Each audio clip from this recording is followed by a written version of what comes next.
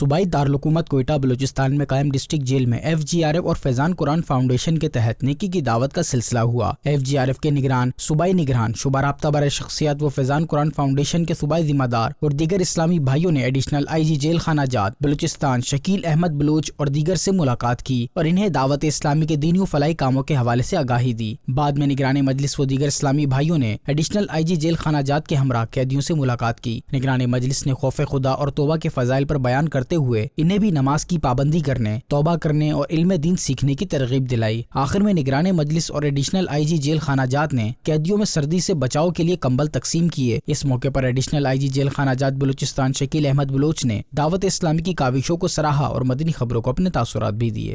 200 سے زیادہ یہاں پہ ہمیں کمبلیں تقسیم کی ہیں۔ جو ڈیزرونگ قیدیان، جو مستحق قیدیان ہوتے ہیں، ان کی جو اس خاص کر سردی کے موسم میں اگر ان کے پاس نہیں ہیں تو یہ ایک بہت بڑا بیک اپ ہے، ایک سپورٹ ہے ان کے لیے۔ اس حوالے سے میں پہلے بھی مشکور رہا ہوں آپ کے FGRF کے ٹیم کا، کیونکہ وہ اس کے علاوہ بھی جیلوں میں اکثر و بیشتر دوائیوں کے حوالے سے اور ڈائٹ کے حوالے سے، خاص کر رمضانوں کے اوقات میں مختلف جیلوں میں آ کے افطاری کا بھی انتظام کرتے رہتے ہیں۔ تو اس حوالے سے میں یہی سوچتا ہوں کہ یہ انتہائی قابل قدر ہے، ہم اس کو قدر کی نگاہ سے دیکھتے ہیں اور پورے اپنے جیل ڈپارٹمنٹ کی طرف سے میں ان کا مشکور ہوں۔